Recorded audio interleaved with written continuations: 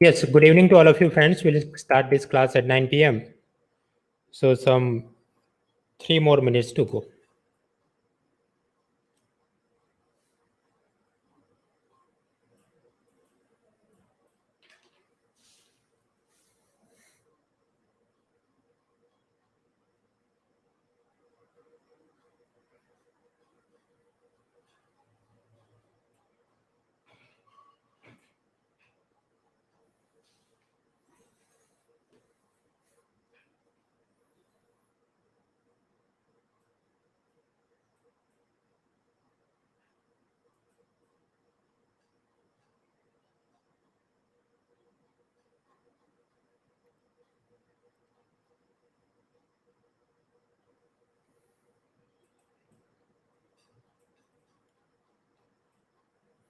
Two more minutes.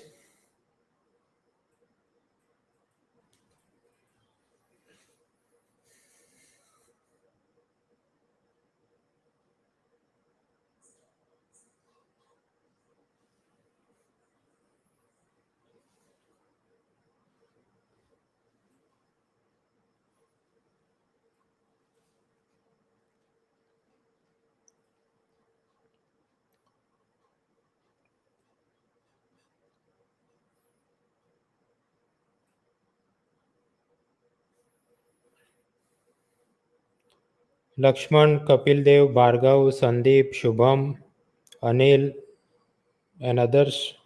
Very good evening to you. 20 more seconds and then we'll start the class.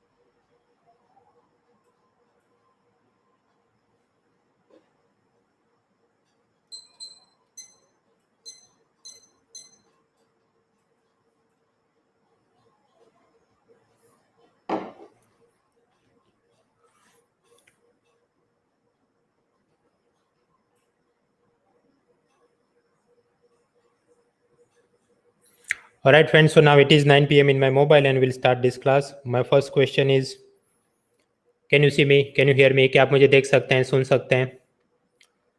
चिंतन, Oswin, Saurabh, Thanos, Ishika, Manish, Ayushi, Mohammed, and others? The answer is yes.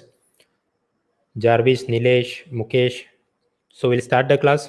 कहीं पर audio video में कोई problem आए तो आप अपने keyboard पर Ctrl+R या Ctrl+Shift+R प्रेस करिए. एंड अगर आप गूगल क्रोम ब्राउज़र यूज़ करें और उसके अंदर भी एड ऑन को डिसेबल करें तो ये ठीक से चलेगा. So the objective of today's class is mains 2019 के अंदर जो प्रश्न पूछे गए थे उसके 1 बाय 1 मैं जवाब सॉल्व कर रहा हूँ. इस सीरीज में ऑलरेडी पेपर 3, पेपर 2 और पेपर 1 के भी ज़्यादातर चीज़ें ख़त्म हो गई हैं. सिर्फ आखिरी चीज़ बाकी थी इकोनॉमिक ज्योग्राफी, वो आज देखना है. तो यानी कि जब अगर हम लोग बात करें मेंस पेपर 1 2019 तो उसका ब्लॉक 1 हिस्ट्री वो ऑलरेडी लास्ट क्रिसमस पर ख़त्म हो गया था. गांधार आर्ट से लेके 1857 अपराइजिंग से लेके पावर ट्रांसफर, अमेरिकन रेवोल्यूशन, जो हिस्ट्री और वर्ल्ड हिस्ट्री के प्रश्न पूछे गए थे. फिर मेंस पेपर 1 में सेकंड ब्लॉक होता है सोशल साइंस के बारे में. तो वहाँ पर ये Indian society, secularism, culture, global identity, ये सब चीज़ें भी थी और उसके मॉडल आंसर में कवर कर चुका हूँ. आखिरी चीज़ जो बाकी थी वो ज्योग्राफी, और उसमें भी एनवायरमेंटल ज्योग्राफी प्रीवियस वीडियो में मैंने कंप्लीट किया था. In today's video we are going to look at the economic geography, जहाँ से 35 मार्क्स के क्वेश्चन मेंस पेपर 1 2019 में पूछे गए थे. 3 सवाल थे. एक तो ये discuss the factors for localisation of agro based food processing industry in north west India. Second, regional resource based manufacturing करेंगे तो रोजगार को बढ़ा सकते हैं. और तीसरा कि अर्बन मास ट्रांसपोर्ट से इकोनॉमिक डेवलपमेंट कैसे आ सकता है. So as such there are 3 questions. लेकिन 3 प्रश्न के लिए क्या क्लास ऑर्गेनाइज करना, तो थोड़े ज़्यादा सवाल सॉल्व करते हैं। तो आज के इस क्लास में हम लोग एक एक करके यूपीएससी मेंस एग्जाम में जनरल स्टडीज पेपर 1 में जो इकोनॉमिक ज्योग्राफी में से पूछे गए ऐसे कुछ चुनिंदा सवाल देखते हैं, कुल मिलाकर 5। एक तो पहला प्रश्न कि ये food processing industry north west India में क्यों डेवलप हुई। फिर 2014 में एक प्रश्न था कि ग्रीन रेवोल्यूशन ईस्ट इंडिया के अंदर सफल क्यों नहीं रहा। फिर 2018 में पूछा गया पीसी कल्चर के बारे में कि उसकी क्या चैलेंजेस है और भारत में उसको कैसे और डेवलप कर सकते हैं। फिर 2019 का ये प्रश्न कि रिसोर्स बेस्ड मैन्युफैक्चरिंग को प्रमोट करने से जॉब्स क्रिएट हो सकते हैं। एंड लास्टली 2019 का ये प्रश्न कि मास ट्रांसपोर्ट अगर अच्छा होगा तो उससे इकोनॉमिक डेवलपमेंट कैसे हो सकता है। सो one by one way look at this things. सबसे पहला प्रश्न मेंस पेपर 1 2019, वहां पर पूछा गया discuss the factors for localisation of agro based food processing industries of north west India. उत्तर पश्चिमी भारत के कृषि आधारित खाद्य प्रक्रमण या खाद्य प्रसंस्करण उद्योगों के स्थायीकरण के कारकों पर चर्चा करिए। 150 वर्ड्स 10 मार्क्स।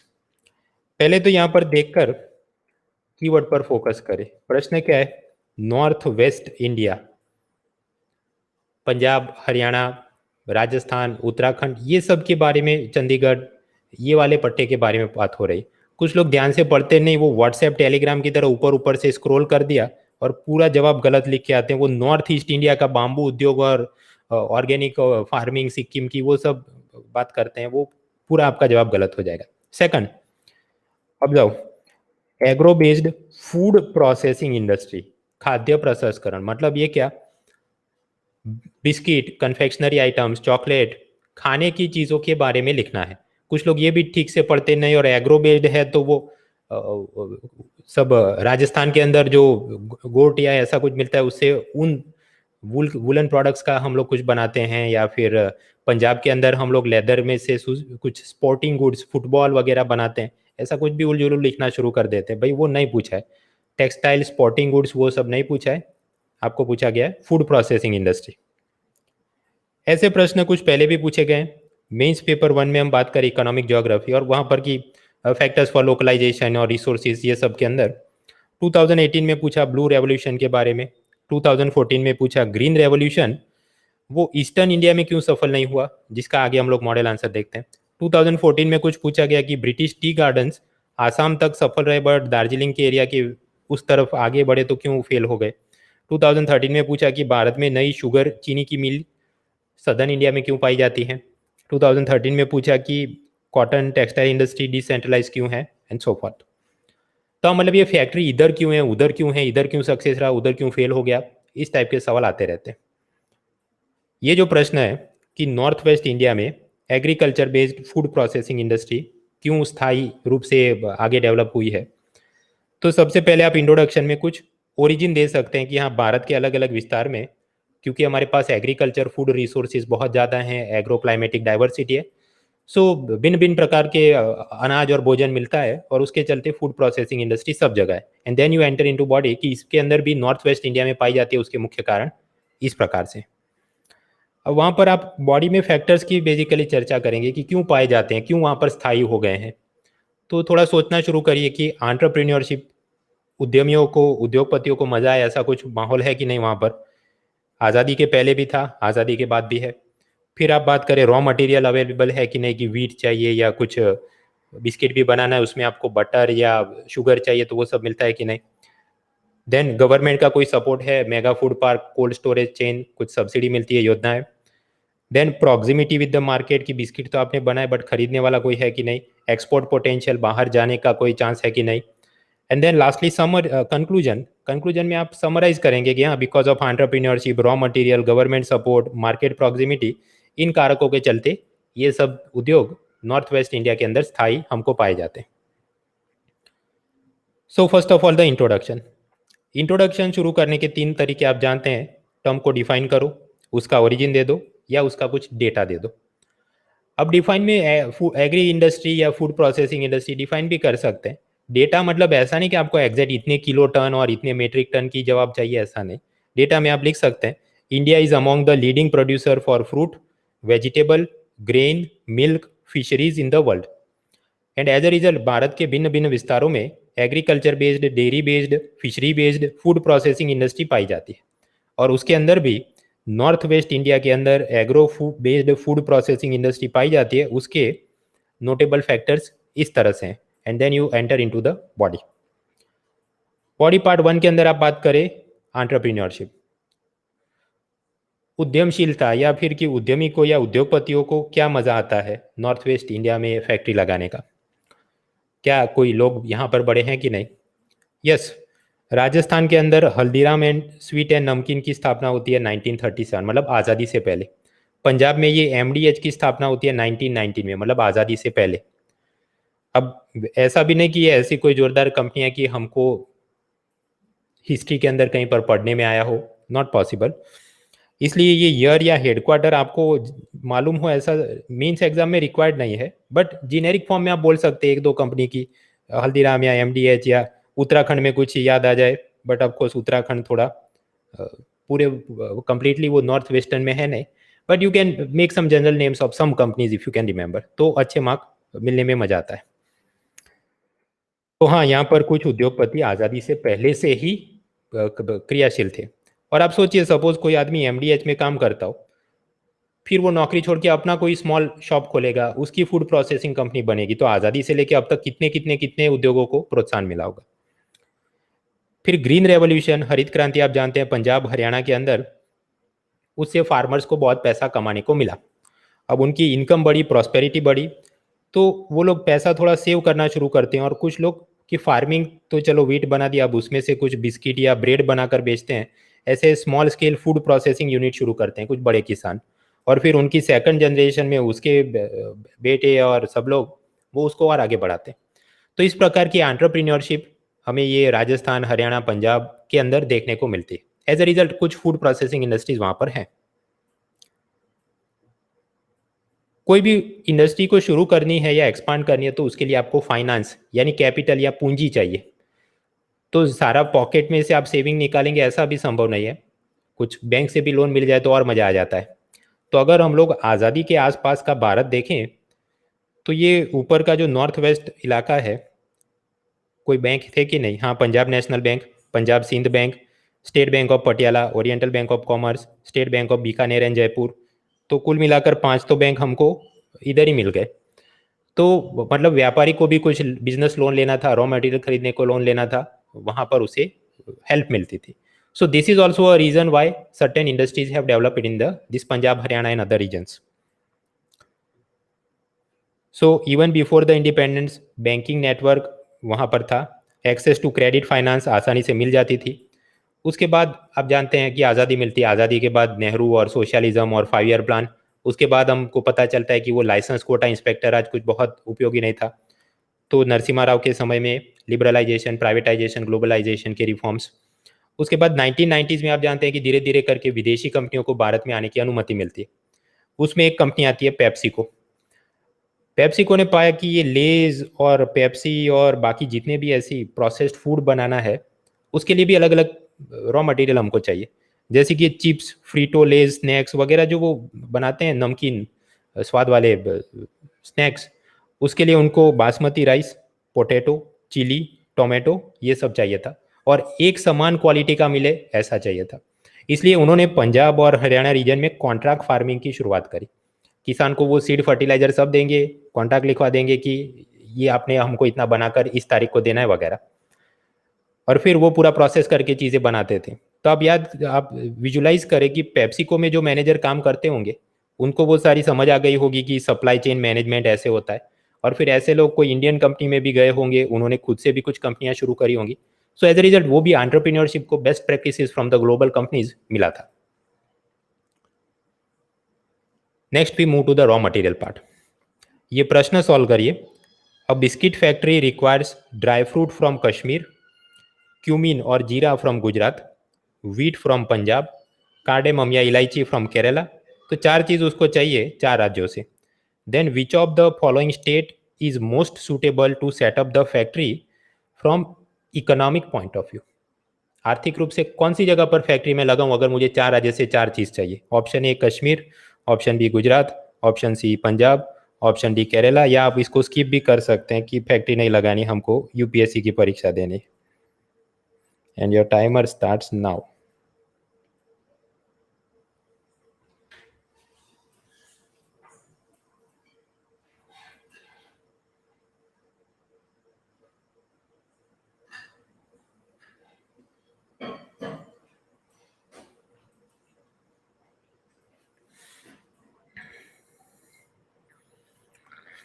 रोशन, भारती, मोहित, श्वेता, प्रशांत, राजेश, पूनम, निधि, छाया, राजू, आयुषी, बरखा, दिवाकर, तुषार, अग्रवाल, राकेश, राहुल, सोनल, रानी, मृत्युंजय, सौरभ, अरुण,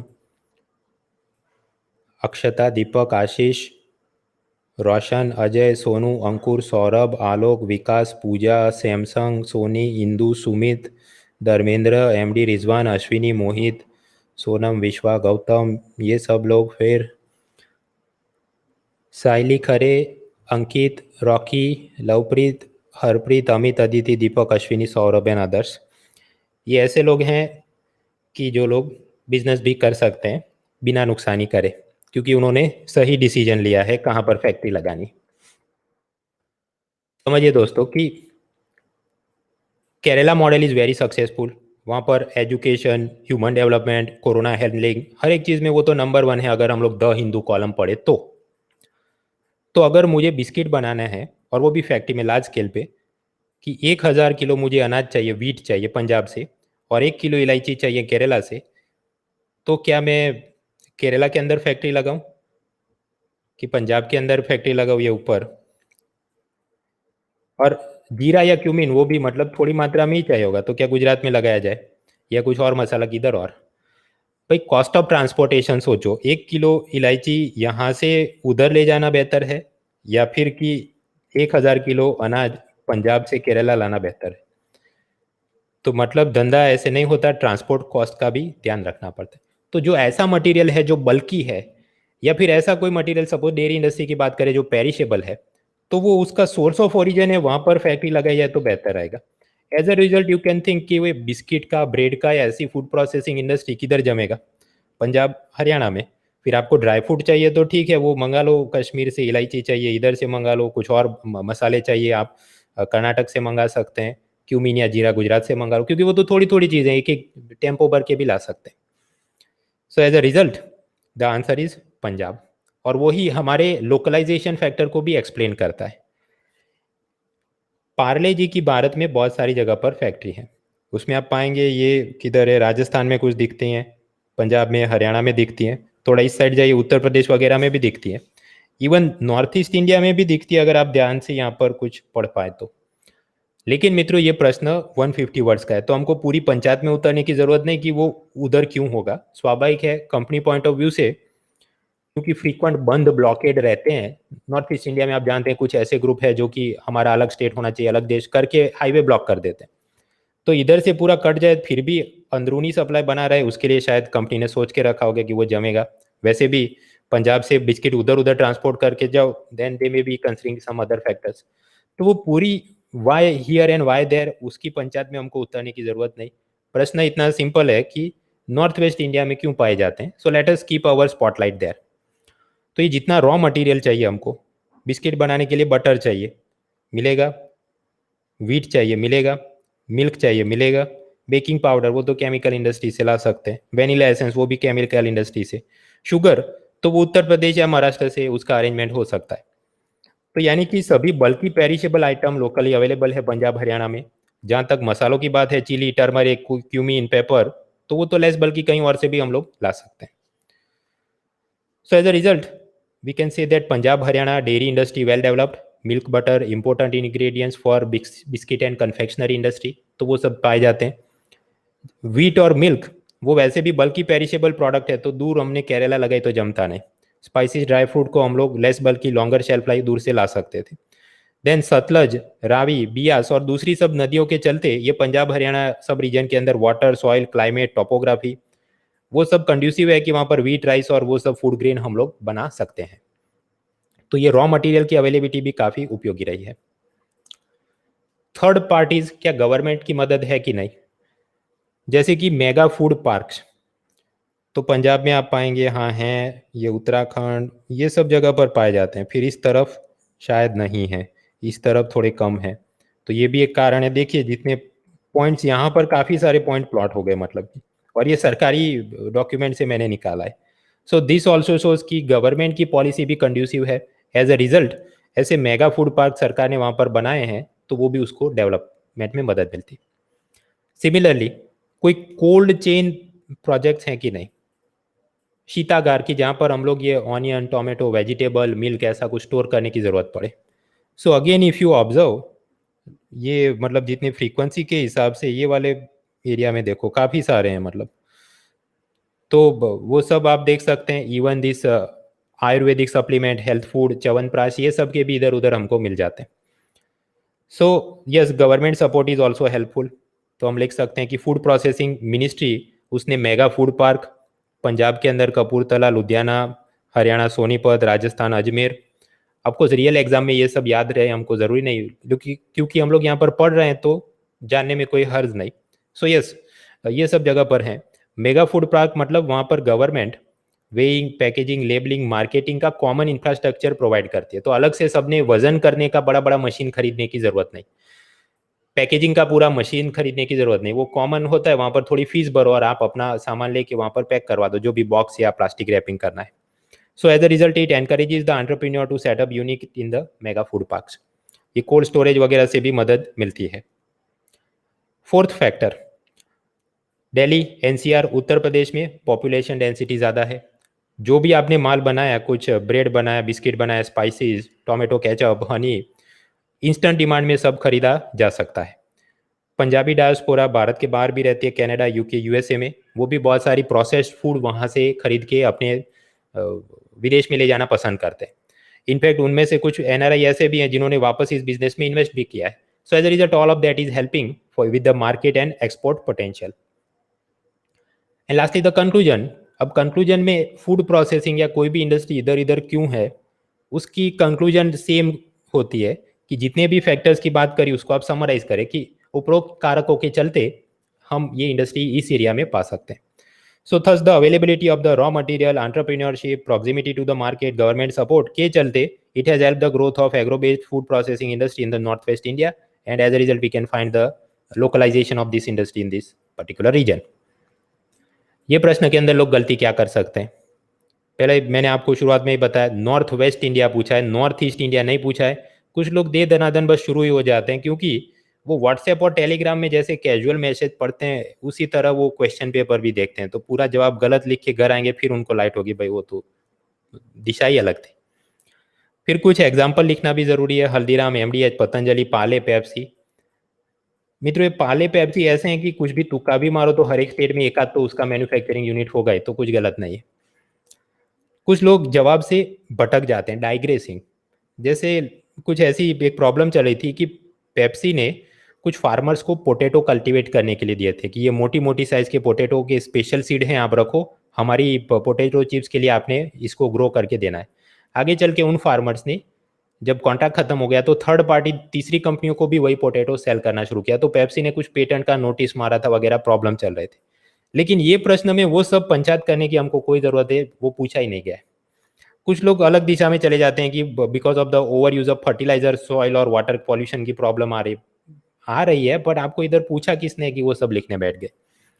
कुछ लोग शुरू हो जाते हैं ग्रीन रेवोल्यूशन, उनको एक याद आ गया तो बस ग्रीन रेवोल्यूशन, ग्रीन रेवोल्यूशन, पूरे 150 शब्द पंजाब हरियाणा की ग्रीन रेवोल्यूशन में लिखते रहते हैं। भाई दूसरे फैक्टर क्या क्या, मार्केट की बात करो, एंटरप्रेन्योरशिप की बात करो, दैट इज रिक्वायर्ड। मित्रों यहाँ पर आगे भी मैंने कहा keyword is food processing industry. कुछ लोग वो भी पढ़ते नहीं, एग्रो बेस्ड इंडस्ट्री बोल के टेक्सटाइल और स्पोर्टिंग गुड्स और वुलन प्रोडक्ट और leather goods from animal husbandry, उसमें से ये बेसबॉल बैट और क्रिकेट के ग्लव्स बनते हैं। भाई वो किधर पूछा है कि लिखने को बैठ गए? क्वेश्चन इसको हम लोग कंटेम्पररी बोल सकते हैं, मतलब काफ़ी सालों से धीरे धीरे डेवलप हो रहा है। Span more than D-2 years, because काफ़ी सालों से डेवलप हो रहा है। डिफिकल्टी मीडियम टू टफ, क्योंकि इसमें जितना दिमाग और मेंटल एफर्ट और टाइम लगाकर आपने जवाब को फ्रेम करना है, तो मुझे लगता है ज़्यादातर लोगों ने बिना उदाहरण के बस हवाबाजी की होगी, और कई सारे लोग तो नॉर्थ ईस्ट का ही लिख के आए होंगे। It happens. मैं मॉक टेस्ट पेपर भी कई बार चेक करता हूँ, तो मैं देखता हूँ कुछ लोग पढ़ते ही नहीं, प्रश्न कुछ भी लिख देते हैं। सो आई थिंक स्कोर कितना होगा, ज़्यादातर लोग 10 में से 3 से 4 मार्क जितना लिख के आएंगे। वही ग्रीन रेवोल्यूशन पे पूरा जवाब लिखा होगा, और मार्केट और कस्टमर और एंटरप्रेन्योरशिप बैंकिंग कुछ बात नहीं होगी। खैर, तो पहला प्रश्न हमने देख लिया, फूड प्रोसेसिंग इंडस्ट्री। अभी दूसरा प्रश्न जो 2014 में पूछा गया मेंस पेपर 1 में, green revolution eastern part of India में फेल क्यों रहा? This is the question. आप इसको आराम से पढ़िए, तब तक मैं थोड़ा पानी पी लेता हूँ।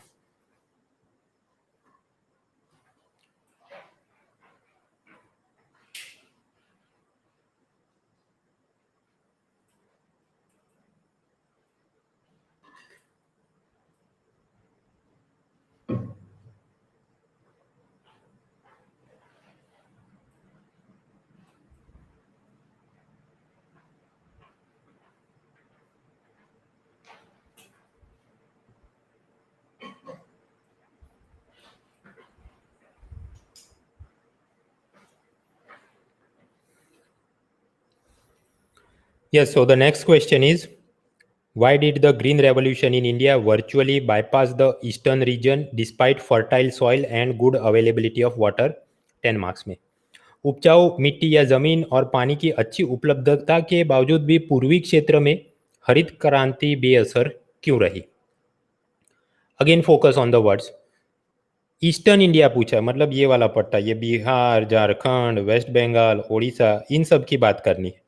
नॉर्थ ईस्ट इंडिया नहीं पूछा, कुछ लोग सीधा इधर ही चले जाते हैं, मिजोरम, मणिपुर वगैरह की बात करते हैं, तो फिर कि वहाँ पर टरेन डिफिकल्ट है एंड दिस इंसर्जेंट प्रॉब्लम, वो प्रश्न नहीं है भाई, ये वाला प्रश्न है। तो इसका स्ट्रक्चर क्या हो सकता है? इंट्रोडक्शन में आप ग्रीन रेवोल्यूशन को डिफाइन करेंगे, उसका ओरिजिन देंगे। बॉडी के अंदर 2 पार्ट में हम विभाजित कर सकते हैं कि there are some natural obstacles, जैसे फ्लड, साइक्लोन, जंगल टरेन उड़ीसा और झारखंड वगैरह में, जिसके चलते ग्रीन रेवोल्यूशन सफल नहीं रहा। बॉडी पार्ट 2 में आप बात कर सकते हैं मैन मेड ऑब्स्टेकल, मानव सर्जित समस्याएं। क्या क्या है? नेता वहाँ के बहुत करप्ट और बदमाश है, गुंडों का आतंक है, विकास दुबे टाइप, नक्सलियों का आतंक है, सो LW, left wing extremism, corrupt politician, over population, fragmented land holdings, ये सब के चलते बेचारा किसान करे तो करे क्या। एंड लास्टली कंक्लूजन कि हाँ, उक्त कारकों के चलते वैसे तो फेल रहा, लेकिन हमने पॉजिटिव आउटलुक में बात करनी चाहिए कि अगर भविष्य में हमको सस्टेनेबल डेवलपमेंट गोल्स चाहिए, then we should try again कि वहां पर हरित क्रांति सफल हो। So one by one let us start. सबसे पहले ग्रीन रेवोल्यूशन को हमने इंट्रोड्यूस करना है, तो उसको आप डिफाइन भी कर सकते हैं, उसका ओरिजिन भी दे सकते हैं। ग्रीन रेवोल्यूशन, हरित क्रांति का मतलब है it is the large increase in the food production using high yielding varieties of hybrid seeds. संकर प्रजातियों के बीज और अच्छी किस्म के सब उर्वरक, फर्टिलाइजर के मदद से खाद्यान्न के उत्पादन को बढ़ाने को हरित क्रांति बोलते हैं। भारत के अंदर ये 2 चरणों में, 2 फेज में लागू किया गया, मिड 60 से लेके मिड 80s में। लेकिन हम पाते हैं कि ये ग्रीन रेवोल्यूशन वैसे पंजाब, हरियाणा, बड़े राज्यों में सफल रहता है, किंतु बिहार, झारखंड, उड़ीसा, वेस्ट बंगाल जैसे ईस्टर्न रीजन के राज्यों में विफल रहता है, फेल रहता है, बिकॉज ऑफ फॉलोइंग रीजन्स। करके आप जाएंगे बॉडी पार्ट 1 में, जहां पर आप बात करेंगे नेचुरल ऑब्स्टेकल्स, प्राकृतिक समस्याओं की। प्राकृतिक समस्या में सबसे बड़ी कौन सी है? फ्लड्स, बाढ़ आ जाती है। ब्रह्मपुत्र और दूसरी नदियों में बाढ़ आ जाती है, जिसके चलते फसल बर्बाद होती है, किसान को दिक्कत आती है, and there is little surplus income left to invest in the next cropping cycle. As a result वो वहाँ के किसान बेचारे, वो इनफॉर्मल मनी लैंडर्स, गांव के वो शाहूकार के पास, बनिए के पास, कर्जे में इतना डूबे रहते हैं कि वो कोई बड़ा काम कर भी नहीं सकते, सोच भी नहीं सकते। जैसा हमने आगे देखा, पंजाब हरियाणा के किसान फार्मिंग के साथ साथ फूड प्रोसेसिंग इंडस्ट्री भी शुरू कर दी, यहाँ पर आप वो कम ही पाएंगे। सिमिलरली बंगाल ओडिशा रीजन में आप पाते हैं साइक्लोन, चक्रवात की समस्या है, वो भी क्रॉप को नुकसान करती है। Terrain is also not suitable. Odisha, Jharkhand, Bengal, कुछ इलाके ऐसे हैं जहाँ पर जंगल है, हिली रीजन है, मैंग्रोव फॉरेस्ट है, तो वहाँ पर कोई बड़ा ट्रैक्टर लेकर, मशीन लेकर बड़ी बड़ी हम लोग काम कर सके, वो पॉसिबल नहीं है। So that is the natural factors. Now some of the man made factors. Man made factors के अंदर बिहार, बंगाल के अंदर टोटल फर्टिलिटी रेट, कुल प्रजनन दर बहुत ज़्यादा है। उसका मतलब क्या? एक एक महिला को 3-4 बच्चे होंगे, तो पॉपुलेशन डेंसिटी बहुत ज़्यादा है। As a result there is a problem of fragmented land holding. मान लीजिए किसी किसान के पास 1 हेक्टर ज़मीन हो और फिर उसके 4 बेटे हों, तो जब वो मर जाएगा तो क्या इसके 4 टुकड़े हो जाएंगे। तो फिर ऐसी छोटी छोटी लैंड होल्डिंग के अंदर आप ना तो अच्छे से ट्रैक्टर चला सकते हैं, कुछ इन्वेस्टमेंट कर सकते हैं, कुछ इनोवेशन कर सकते हैं। No, those things are difficult. So that is one problem. Second is Jharkhand Orissa. वहाँ पर हम पाते हैं ट्राइबल फार्मर्स, उनके पास लैंड ओनरशिप राइट्स वो सब है नहीं, क्योंकि वो फॉरेस्ट एरिया के अंदर थोड़ी खेती बाड़ी करते होंगे। फॉरेस्ट डिपार्टमेंट और ये फॉरेस्ट राइट एक्ट वो बहुत देरी से आया, 60-70 में ऐसा कुछ था ही नहीं। तो जंगल में जो भी खेती बाड़ी करेगा फॉरेस्ट डिपार्टमेंट वाले उसका खेत तबाह करके उसको बाहर भगा देंगे। और उनके पास कोई लैंड रिकॉर्ड भी होंगे नहीं, दस्तावेज की मैं जमीन का मालिक हूँ। तो वो बैंक से लोन भी लेने को जाएगा, कोई उसे देगा नहीं। So these are the problems with tribal farmers, जिसके चलते झारखंड उड़ीसा वो सब के अंदर ग्रीन रेवोल्यूशन कुछ बहुत कारगर नहीं रहा।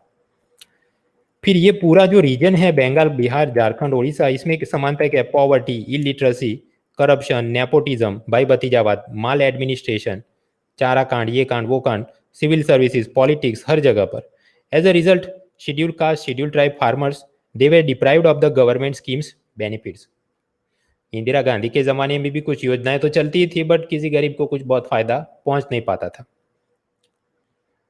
Adding insult to the injury, या जले पर नमक छिड़कने जैसा 1970s में वो याद करो, बांग्लादेश लिबरेशन वॉर, और फिर वो उसके चलते शरणार्थी रेफ्यूजी लोग वो बंगाल की तरफ आने लगते हैं। तो वो पूरी स्टेट की प्रायोरिटी को बदल देता है। एज अ रिजल्ट की एग्रीकल्चर को डेवलप करे वो सब प्रायोरिटी धीरे धीरे कम होती। Then rise of left wing extremism, naxalite movement, frequent bandh blockade. As a result ये बिहार, झारखंड, उड़ीसा, ये सब के अंदर स्टेट की प्रायोरिटी उस जमाने में बदल गई थी। And because of this left wing extremism, corruption, वहाँ पर एग्रीकल्चर एक्सटेंशन सर्विसेज, मतलब वो खेती बाड़ी के जो अफसर होते हैं या साइंटिस्ट होते हैं जो गांव गांव जाकर किसानों को सिखाएं कि ये नया सीड आया है, पशुपालन ऐसे करना है, वो सब मतलब कौन जाएगा, सबको जान का डर लगता था। ईपीएमसी मंडी का network, contract farming, ability to sell the produce as a remunerative price, connection ही नहीं था बाहर के साथ। So the agriculture sector was underdeveloped. Private sector का इन्वेस्टमेंट आ नहीं रहा था, फूड प्रोसेसिंग इंडस्ट्री बन नहीं रही थी। अनलाइक पंजाब एंड हरियाणा, जहां पर तो हमने देखा उसी एरिया में उसी समय काल में कितना डेवलप हुआ। यहाँ पर रोड, इलेक्ट्रिसिटी, ट्रांसपोर्ट, कम्युनिकेशन, ये सब इंफ्रास्ट्रक्चर कम है। इलेक्ट्रिसिटी जहाँ पर कम होती है तो आप वो पंप सेट नहीं चला सकते, इरिगेशन से पानी बाहर नहीं निकाल सकते, बोरवेल, कैनाल से। So that also creates challenges in increasing the agriculture production. Again we come back to that banking map, India around independence. तो पंजाब में तो याद करो, पंजाब हरियाणा में तो 5 बैंक हमने देखी। ये मुंबई के अंदर बहुत सारी बैंक, ये कर्नाटक सदर्न रीजन में भी बहुत सारी बैंक, ये ईस्टर्न पट्टे के अंदर कुछ है कि नहीं। आज़ादी के आसपास के समय में सिर्फ 2 बैंक दिखती है हमको, एक UCO that is United commercial और दूसरा यूनाइटेड बैंक ऑफ इंडिया। बाकी कोई बड़ी बैंक उस इलाके में थी नहीं। तो अगर बैंकिंग नेटवर्क ही है नहीं अच्छा, तो गरीबों का फाइनेंशियल इंक्लूजन होगा नहीं, तो किसान को लोन कैसे मिलेगा, क्रॉप इंश्योरेंस वगैरह, दूसरी इंश्योरेंस कंपनी भी नहीं होगी अगर ये बैंकों की इतनी किल्लत है तो। So as a result farmer को लोन मिले, वो कुछ आगे बढ़ सके, हो नहीं पाता था। सो नाउ द कंक्लूजन कि ये जब नेचुरल और मैन मेड फैक्टर के चलते हम लोग फेल हुए, लेकिन सस्टेनेबल डेवलपमेंट गोल्स को अचीव करना है, then again we should try this. So Eastern India is highly suitable for the large scale production of cereals, pulses, oil seeds, क्योंकि वहाँ पर रेनफॉल अच्छा है, मॉइस्चर इन द सॉइल भी अच्छा है, जमीन में नमी अच्छी है, तो ये सब फसल हम लोग लगा सकते हैं। वहाँ पर लेबर सप्लाई भी आसानी से मिल सकता है। तो horticulture, floriculture, mushroom, Honey, bamboo, allied activities के बहुत सारे अपॉर्चुनिटीज़ हैं। So if there is a coordinated effort by the union, state and private sector, then it can help boosting the peace, prosperity, employment, economic growth in the Eastern India. और फिर ये सब जवाबों में sustainable development गोल भी आप लिख सकते हैं कि गोल नंबर 8 बोलता है decent work and economic growth, तो आने में मदद मिलेगी अगर ग्रीन रेवोल्यूशन यहाँ पर हम सफल कर पाए। गोल नंबर 10 है reduce in equality with in the country. एक तरफ पंजाब हरियाणा में इतने सारे फूड प्रोसेसिंग और सब इंडस्ट्री और यहाँ पर बहुत कम, तो जो क्षेत्रीय असमानताएं हैं उसको कम करने में भी ये सब मदद कर सकता है अगर हम लोग प्रयास करें। सो that is the conclusion. Now mistakes in this answer, green revolution क्यों असफल रहा ईस्टर्न इंडिया में? एक तो लॉजिकल स्ट्रक्चर होना चाहिए, दे दनादन रैंडम सीक्वेंस में कुछ भी याद आए और आप लिखना शुरू करें, वो ठीक नहीं है। पहले आप बात करें नेचुरल, फिर मैन मेड, फिर पॉलिटिकल, फिर Naxal, corruption. In some sequence, logical sequence you should talk about the things. Eastern India का पूछा है, नॉर्थ ईस्टर्न इंडिया का नहीं पूछा है. कुछ लोग लिखना शुरू करते हैं तो उनकी लिमिट रहती है नहीं.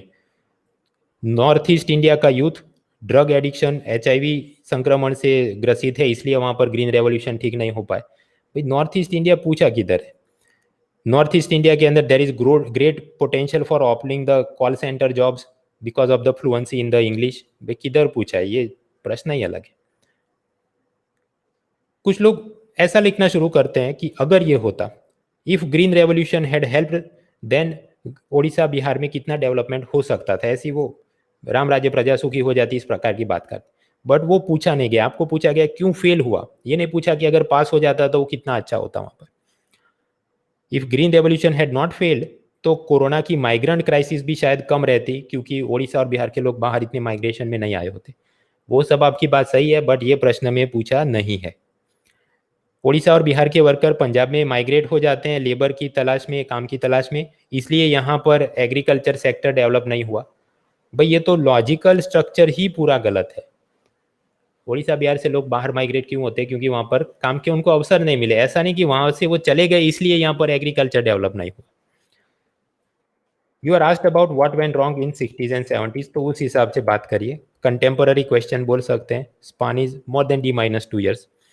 डिफिकल्टी वैसे तो इजी टू मीडियम है, सब लोगों को पता है कि क्या वहाँ पर समस्या है, लेकिन लॉजिकल स्ट्रक्चर और इधर उधर नॉर्थ ईस्ट इंडिया में चला जाए और किधर, एज ए रिजल्ट मुझे लगता है 4 से 6 मार्क के आसपास लोगों ने लिखा होगा रियल एग्जाम में, out of 10 marks. So that is also done. तो हमने अब तक देखा कि नॉर्थ वेस्ट इंडिया में फूड प्रोसेसिंग इंडस्ट्री क्यों सफल, ईस्टर्न इंडिया में ग्रीन रेवोल्यूशन क्यों विफल. अब तीसरा प्रश्न जो 2018 की मेंस पेपर 1 में पूछा गया था अबाउट पिसिकल्चर, यानी मत्स्य पालन के बारे में. ये सब चल रहा है, तो साथ ही साथ में I am also happy to share with you कि UPSC प्रीलिम्स और मेंस 2021 के लिए अनअकैडमी के प्लस प्लेटफॉर्म पर मेरा इकोनॉमी का पूरा बैच भी चल रहा है. गुरु शुक्र शनि रवि उसकी क्लासेस होती हैं, hand out, live quiz, ranking के साथ इकोनॉमिक सर्वे, बजट स्कीम, आत्मनिर्भर भारत, सब कुछ हम लोग कवर कर रहे हैं. So if you are interested you are welcome to join it. और चेकआउट के वक्त आप Bruna.org कूपन कोड यूज़ करें तो एक्स्ट्रा 10% डिस्काउंट भी मिल सकता है. खैर हम लोग वापस आते हैं. प्रश्न ये था पिसिकल्चर क्या. सो मेंस पेपर 1 2018 पूछा गया define blue revolution and explain the problems and strategies for pisciculture development in India. नीली क्रांति को परिभाषित कर भारत में मत्स्य पालन विकास के लिए समस्याओं और रणनीतियों को समझाइए.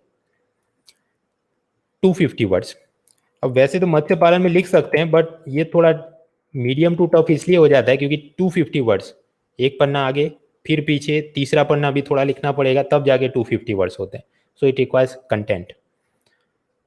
स्ट्रक्चर कुछ ऐसे बना सकते हैं. शुरुआत में डिफाइन करो ये पिसिकल्चर मतलब आप क्या समझते हो. बॉडी पार्ट 1 में बात करो कि उसके प्रॉब्लम क्या है, भारत में क्यों डेवलप हो नहीं पाए. बॉडी पार्ट 2 में बात करो स्ट्रेटेजी के नाम पर अभी क्या हो रहा है, कौन कौन सी योजनाएं.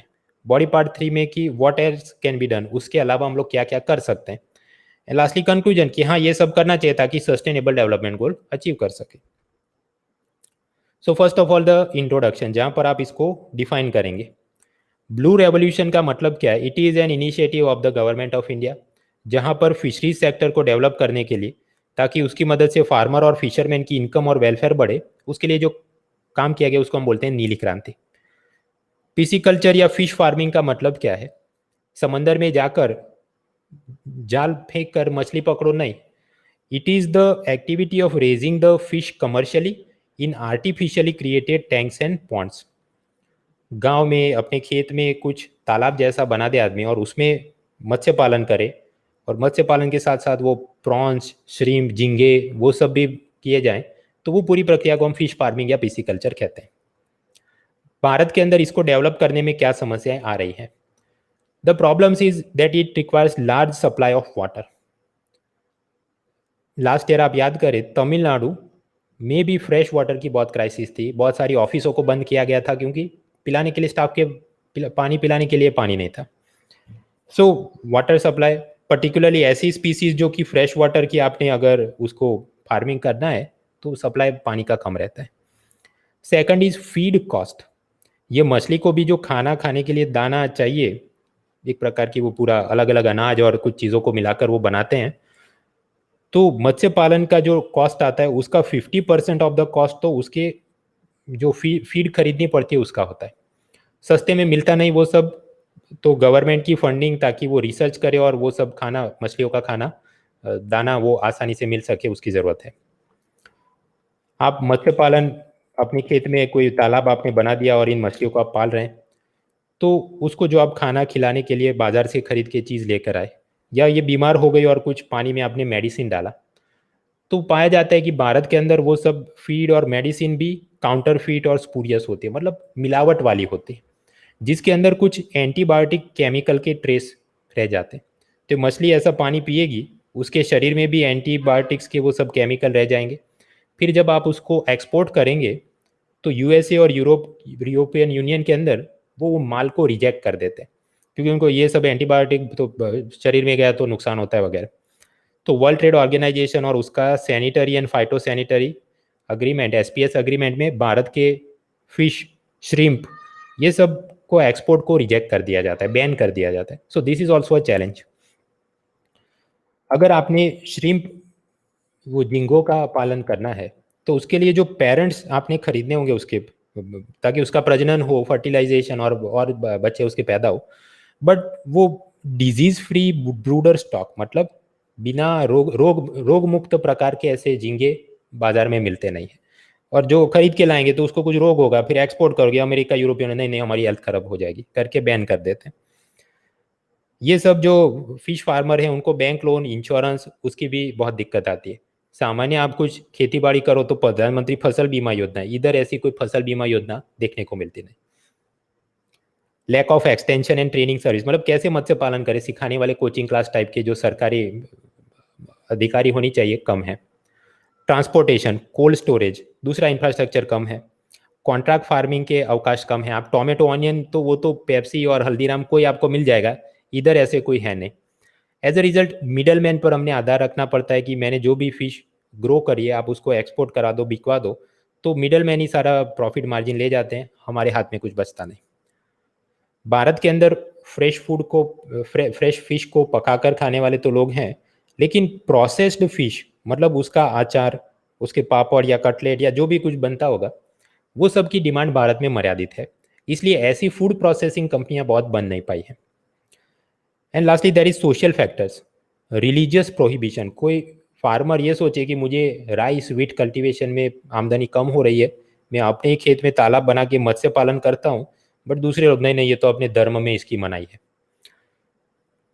ईपीडब्ल्यू के अंदर हम ये भी देखते हैं कि तमिलनाडु, केरला, कुछ ऐसे इलाके हैं जहाँ पर अगर कोई फार्मर का ये बिजनेस अच्छा शुरू हो जाता है, तो उसके ही सब रिश्तेदार और आसपास के पड़ोसी out of jealousy and revenge, उसने जो अपने खेत में तालाब बनाया उसमें जहर डाल देते हैं ताकि सारी मछलियां मर जाएं। तो ऐसी जब भारत की पब्लिक दूसरों को आगे बढ़ने नहीं देगी, तो पीसी कल्चर डेवलपमेंट कैसे हो सकता है। अब ये तो हमने बहुत सारे फैक्टर पढ़े, हमको लिखना 250 वर्ड्स, तो ये तो उससे भी ज़्यादा कंटेंट हो गया, लेकिन मैंने आपको इसलिए बताया क्योंकि आप याद करो मेंस पेपर 3 के अंदर भी food processing industry is a syllabus topic, तो ये वहाँ पर भी हमको थोड़ा थोड़ा कहीं पर काम आ सके, इसलिए हमने थोड़ी ज़्यादा जानकारी ले ली। तो हमने इंट्रोडक्शन में इसको डिफाइन किया, बॉडी पार्ट 1 में problems of the PC culture development देख लिए। ना बॉडी पार्ट 2 में बात करें कि सरकार इस पर क्या कर रही है, what already has been done.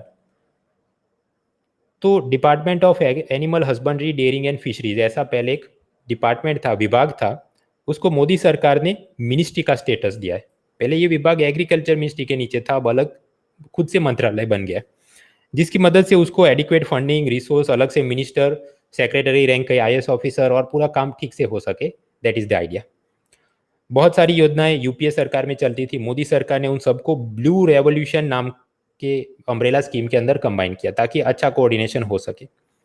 Budget 2018 में बोला गया कि किसानों को जो किसान क्रेडिट कार्ड देते हैं, जिसकी मदद से वो लोग एग्रीकल्चर लोन ले पाते हैं, सीड फर्टिलाइजर खरीद पाते हैं, तो हम लोग वही कार्ड फिशरीज फार्मर को भी देंगे ताकि उनको भी लोन, और वो सब लोन पर इंटरेस्ट सबवेंशन मिलता है सरकार की तरफ से, उसका फायदा मिले। 2020 कोरोना क्राइसिस के बाद भारत सरकार का आत्मनिर्भर भारत अभियान, वहां पर सरकार ने अनाउंस किया है प्रधानमंत्री Matsya Sampada Yojana for the holistic development of fisheries and fisherman, तो उससे भी इनको फायदा भविष्य में होगा। तो strategy for pisciculture what has been done, देख लिया सरकार ने ये कदम उठाए। ना body part 3, strategy for pisciculture what more can be done, और क्या कर सकते हैं।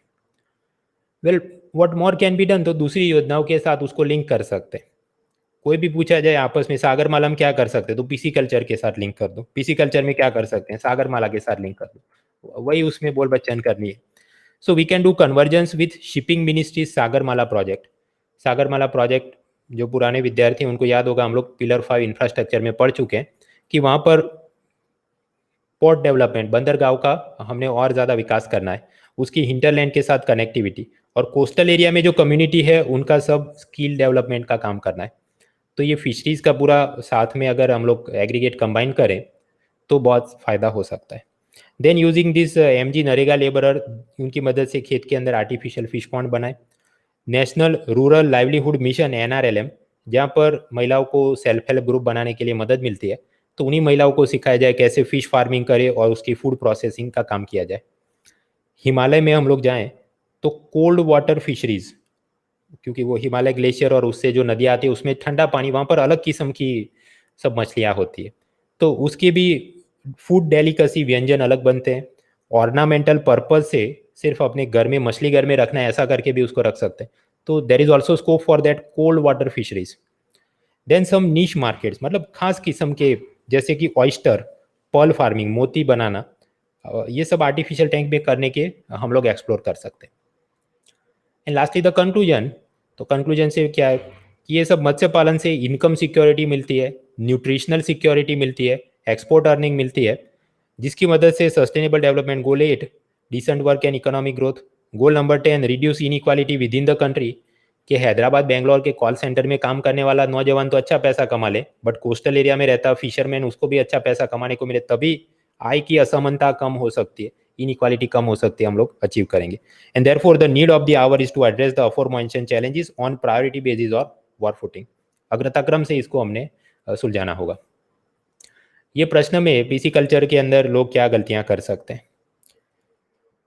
कुछ लोग सिलेबस की अहमियत नहीं समझते। प्रश्न पूछा गया इकोनॉमिक ज्योग्राफी में, तो इकोनॉमिक ज्योग्राफी की बात करो, दूसरी दिशा में पीपुड़ी बजाना शुरू करते हैं। फिशिंग बान इम्पोज करना चाहिए during the breeding season, fish net size को कंट्रोल करना चाहिए ताकि छोटी छोटी मछलियां जाल में नहीं फंस जाएं। भाई वो सब environment conservation, biodiversity, marine biodiversity conservation की आप बात कर रहे हैं, इधर नहीं पूछा है, इधर मत्स्य पालन की बात हो रही है, आर्टिफिशियल टैंक के अंदर फिश को ग्रो करने की बात हो रही। लॉजिकल ऑर्डर के अंदर शुरुआत में प्रॉब्लम की बात करो, फिर प्रेजेंट में क्या हुआ और फ्यूचर में क्या कर सकते हैं, that should be the logical structure. Keywords होने चाहिए, कुछ योजनाओं का नाम, मत्स्य संपदा योजना, ब्लू रेवोल्यूशन, ये मिनिस्ट्री, ये डिपार्टमेंट पता होना चाहिए। वर्ल्ड ट्रेड ऑर्गेनाइजेशन का एसपीएस अग्रीमेंट, श्रिम्प, फीड, ये सब कुछ लिखना चाहिए। अब उसका मतलब ये भी नहीं कि ये वाली मछली वो वाली मछली करके कुछ लोग मछलियों की लंबी चौड़ी लिस्ट उसमें लिख देते हैं ताकि वर्ड लिमिट उनकी फिल हो जाए। तो भाई ये इधर कोई नॉनवेज होटल का हमने मेनू बनाकर नहीं लिखना है, एक दो स्पीसीज के नाम लिखे अच्छी बात है, कुछ लोग पूरा पैराग्राफ लिखते हैं, और मैंने कुछ ऐसे मॉक पेपर देखे भी हैं कि ऐसे होते हैं लोग। Do not try to fool the examiner, वो लोग आपसे ज़्यादा समझदार है, पता चल जाता है कौन पीके और कौन पीके नहीं है। इसको हम लोग कंटेम्पररी क्वेश्चन बोल सकते हैं, मतलब ये थियरी नहीं है तो चल रहा है, थोड़ा अभी हुआ, भविष्य में कुछ योजना बनती रहेगी वगैरह। Span is more than D-2 years। Difficulty medium to tough, अगर ये 150 वर्ड में पूछते तो मैं इजी टू मीडियम कहता, बट 250 वर्ड में पूछा है, मतलब लिखने बैठो तो 1 पेज, 2 पेज, 3rd पेज में भी थोड़ा लिखना पड़े, इतनी कंटेंट होनी चाहिए। So therefore that much content not easily directly available in the routine preparation sources, सिवाय कि आप लोग योजना कुरुक्षेत्र 2 साल से थोड़ा थोड़ा पढ़ के ये जमा किया हो, इसमें मैंने रिसर्च करके कुछ लिखा नहीं, ये सब योजना कुरुक्षेत्र का ही माल छाप के दिया है आपको। So it is there, but वो मेहनत का काम है। वैसे दोस्तों food processing industry mains paper 3 का सिलेबस का टॉपिक है, लेकिन 2 बार हमने देखा कि मेंस पेपर 1 में पूछ लिया, किधर 2019 में ये हल्दीराम और एमडीएच वाला सवाल कि नॉर्थ वेस्ट इंडिया में क्यों फूड प्रोसेसिंग इंडस्ट्री का लोकलाइजेशन, और ये आगे जो प्रश्न आया अभी कि पीसी कल्चर की सब बातें, जहाँ पर अल्टीमेटली वहाँ पर हमने जाना पड़ा। सो यस, वो मीन्स 1-3 सब चलते रहता है। स्कोर टोटल मैक्सिमम 15 मार्क्स, 5 या उससे ज़्यादा मार्क्स मिल सकते हैं। बट मुझे लगता है बहुत सारे कैंडिडेट या तो उन्होंने बोल बच्चन ही की होगी, एक ही कोस्टल एरिया, लेकिन थोड़ा हिमालय का भी तो लिखो, पर्ल और श्रीम्प और कुछ दूसरी भी बात करो। कुछ लोगों की वर्ड लिमिट में जितना लिखना है उससे बहुत कम लिखा होगा, आई सी द डेंजर्स, तो मार्क खींच नहीं पाए होंगे लोग। Anyways, so we are also done with the pisciculture question that was asked in 2018। अब उसके बाद वाला प्रश्न है resource based manufacturing for job creation, जो 2019 में पूछा गया। आप इसको प्रश्न को पूछिए, तब तक मैं थोड़ा पानी पी लेता हूँ।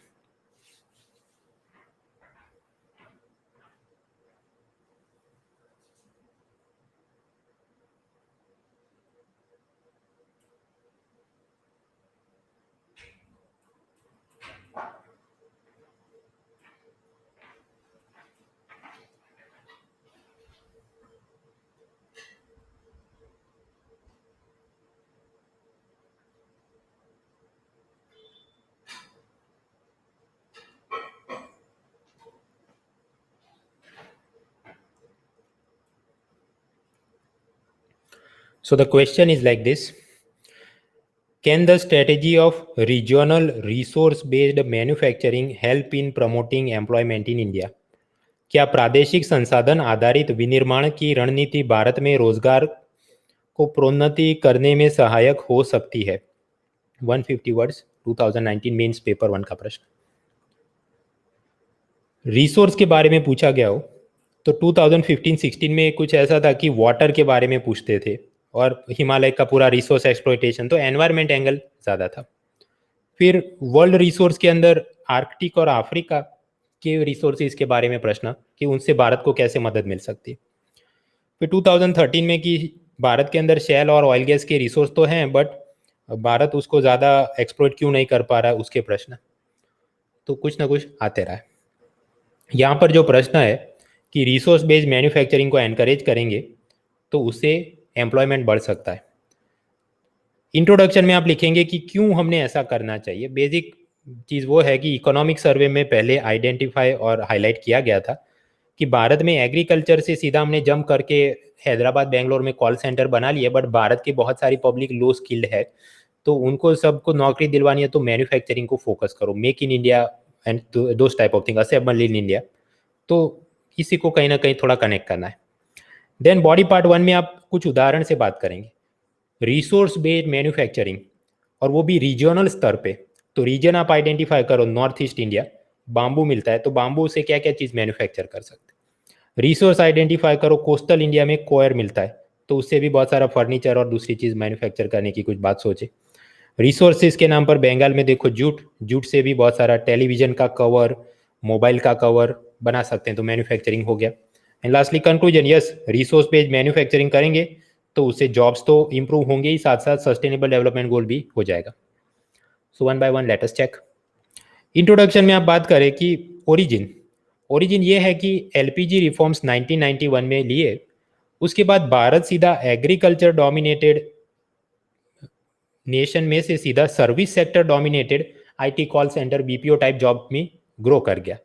लेकिन प्रीवियस इकोनॉमिक सर्वेज ने पाया कि ये सब करते करते हमारा मैन्युफैक्चरिंग एक्टिविटीज़ पर हम नेग्लेक्ट कर गए हैं, हमने ध्यान नहीं दिया। और भारत के पास वैसे डेमोग्राफिक डिविडेंड के नाम पर बहुत सारी यंग पॉपुलेशन है, लेकिन वो सब पॉपुलेशन ऐसी है जिनके पास इतनी स्किल नहीं है कि सब लोगों को हम लोग सर्विस सेक्टर में आईटी एमबीए सब करा के नौकरियां दे सके। So therefore regional resource based manufacturing कराएंगे तो जॉब अपॉर्चुनिटी बढ़ सकती है। इस तरह से करके फॉलोइंग वेज में आप बॉडी में जाइए। Body part 1, bamboo. Bamboo north east India के अंदर, so we find that Bharat के अंदर पूरे विश्व के 30% बाम्बू का रिसोर्स है, लेकिन ग्लोबल मार्केट में बाम्बू प्रोडक्ट भारत के हार्डली 4% जाते हैं। ये भी डेटा ऐसा नहीं कि आपने याद रखना है, क्योंकि ये डेयरी की बात चल रही हो या कुछ और तो याद कर सकते हैं, तो हर एक चीज़ का बहुत करने का तो कॉस्ट बेनिफिट अच्छा है। But I have given this data, ये योजना कुरुक्षेत्र में से मिल जाता है। खैर, तो बाम्बू इंडस्ट्री कौन कौन सी बन सकती है? Mobile cover, toothpick, pen stand, furniture, coffin, broom, tea coaster, keychain, photo frame, hanger, ashtray, ladder, CD, even water bottle के कवर से लेकर बहुत सारी चीज़ बना सकते हैं बाम्बू से। त्रिपुरा के अंदर एक अनुमान है कि बाम्बू सेक्टर की मदद से 20,000 लोगों को नौकरी मिल सकती है। और त्रिपुरा जितना स्टेट है उस हिसाब से 20,000 मतलब बहुत बड़ा नंबर है उनके लिए. So yes, if we develop this it can help in job creation. तो ये क्या है, रिसोर्स है पर्टिकुलर रीजन में और उससे जॉब्स बना सकते हैं.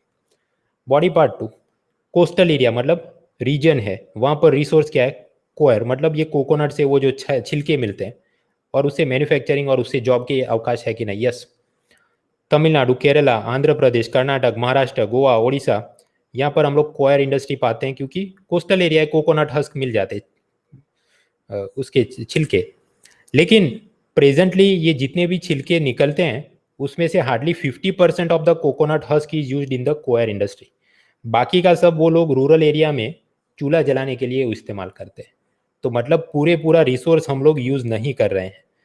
Coir industry is not fully developed because finance, research development, storage facility, industrial user के साथ डायरेक्ट कनेक्ट नहीं, इनसफिशिएंट मार्केटिंग मैकेनिज्म वगैरह की तकलीफें हैं.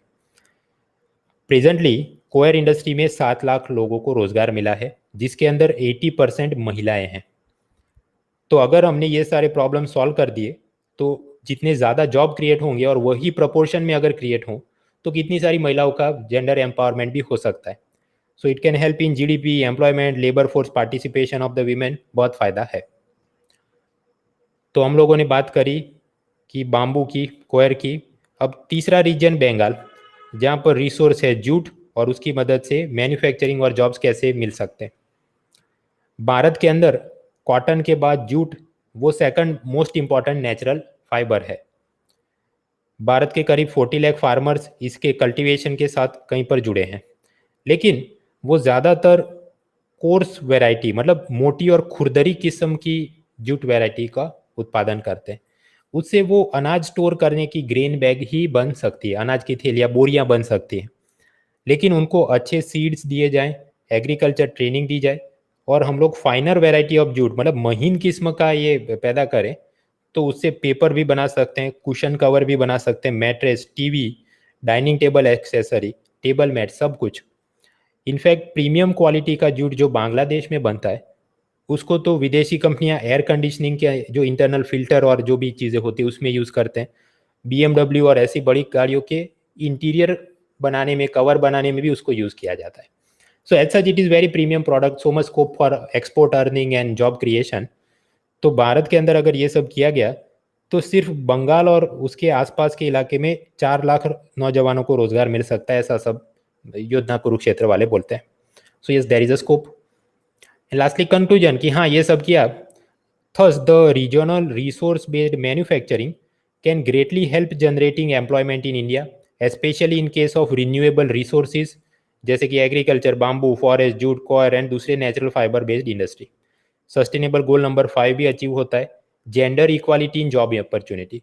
याद करो कोयर इंडस्ट्री में 80% महिलाएं काम करती है और जॉब मिला तो महिलाओं का सशक्तिकरण हो गया. गोल 10 रिड्यूस्ड इन इक्वालिटी, असमानता कम होगी. Then decent work, economic growth. Goal 12 responsible consumption and production, जिम्मेदार रूप से उपभोग और उत्पादन किया जाए.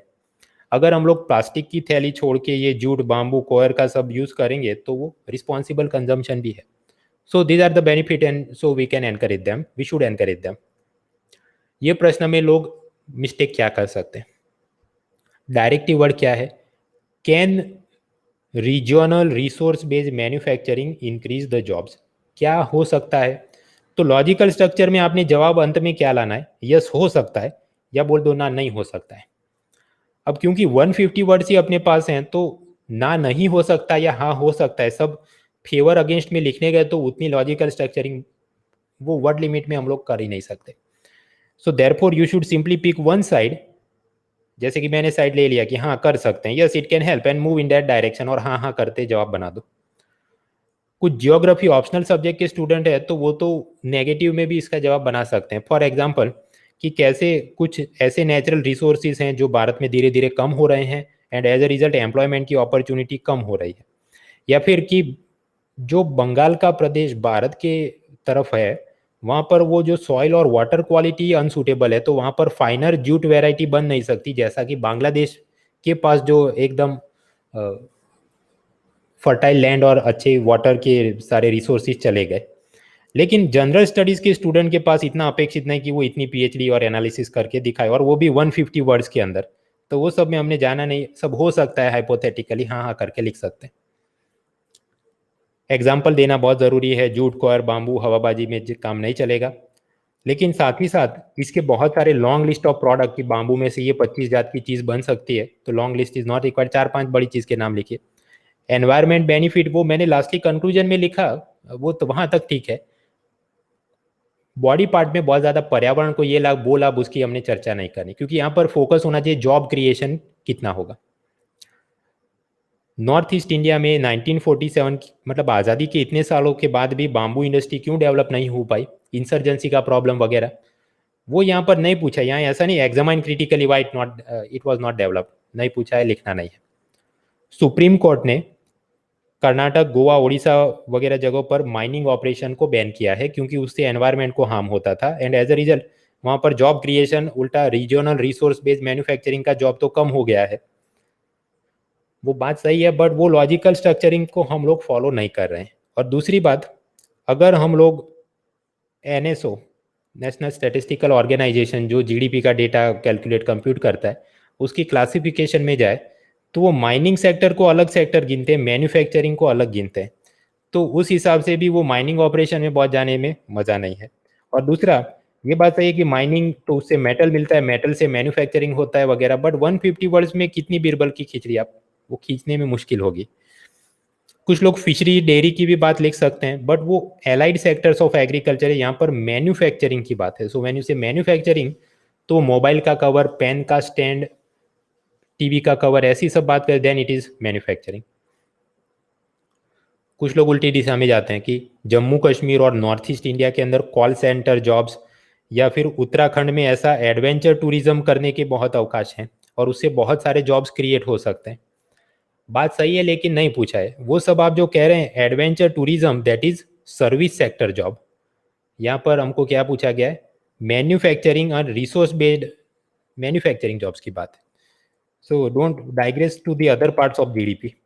कंटेम्पररी क्वेश्चन है, मोर देन D-2 ईयर्स का स्पान है, मीडियम टू टफ क्वेश्चन बोल सकते हैं, क्योंकि लॉजिकली सोच के इसको फ्रेम करके जवाब बनाना है। तो 10 में से मुझे लगता है ज़्यादातर लोग 4-5 मार्क के आसपास खेला होगा। So that was there.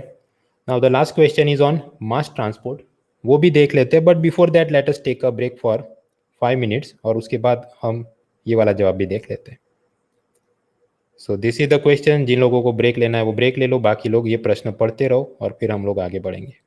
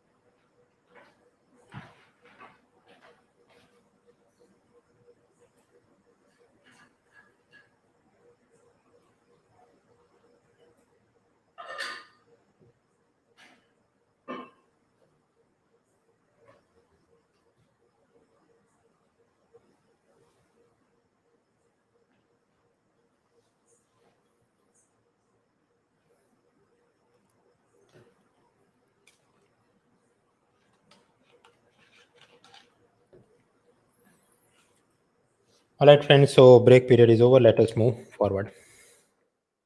So the question is, ये मेंस पेपर 1 2019 का प्रश्न है अर्बन मास ट्रांसपोर्ट के बारे में.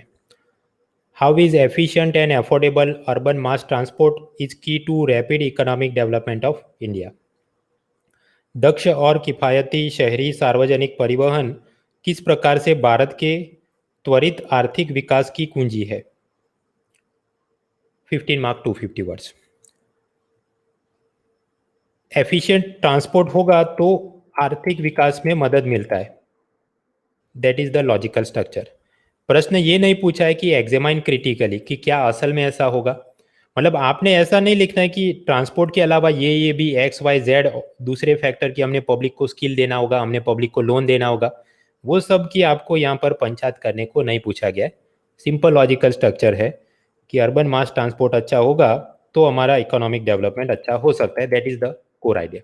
Simply explain how transport helps in economic development. जहाँ तक ये अर्बनाइजेशन का प्रश्न है, कुछ ना कुछ प्रश्न पूछते रहे. मेंस पेपर 1 के अंदर 2018 में पूछा कि अर्बन एरिया में वाटर शॉर्टेज और फ्लड की समस्या. 2016 में पूछा स्मार्ट सिटी के बारे में. 2015 में पूछा air pollution environment problems in city areas. And 2013 में कि शहरों के अंदर कौन सी सोशल प्रॉब्लम सामाजिक समस्याएं हैं. So yes they have been asking about urbanization. और उसी के कंटिन्यूएशन में कि ये वाला problem. So urban mass transport, उसका स्ट्रक्चर जवाब का क्या होता है.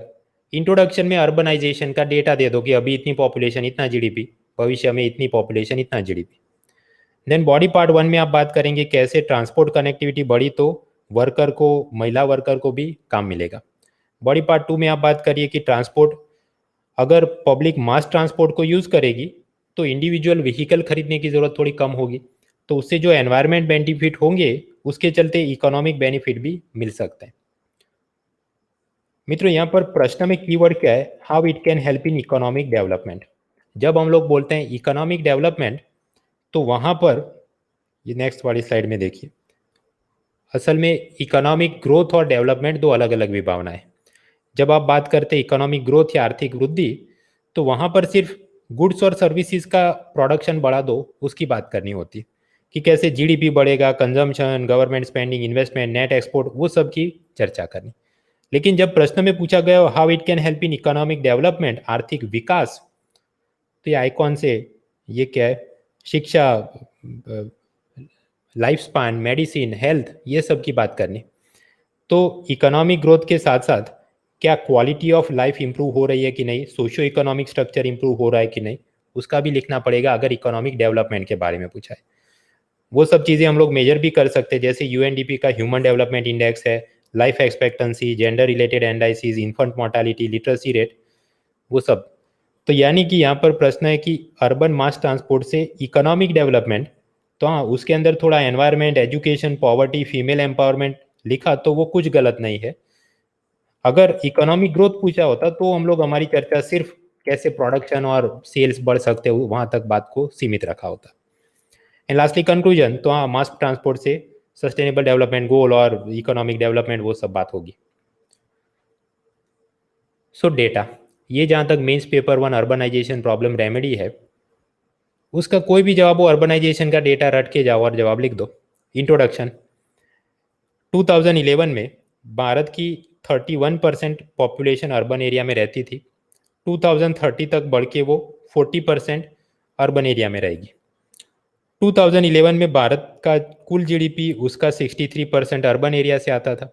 2030 तक वो बढ़ के हो जाएगा 75% of our GDP will be coming from the urban areas. तो बस ये हो गया डेटा कि इस तरह से वो शहर पॉपुलेशन और इकोनॉमिक ग्रोथ के सेंटर हैं. So introduction, the urban areas support more than 30% population of India and contribute to more than 60% of India's GDP. और ये फिगर 40% और 75% रिस्पेक्टिवली इंक्रीज होने वाले 2030 तक.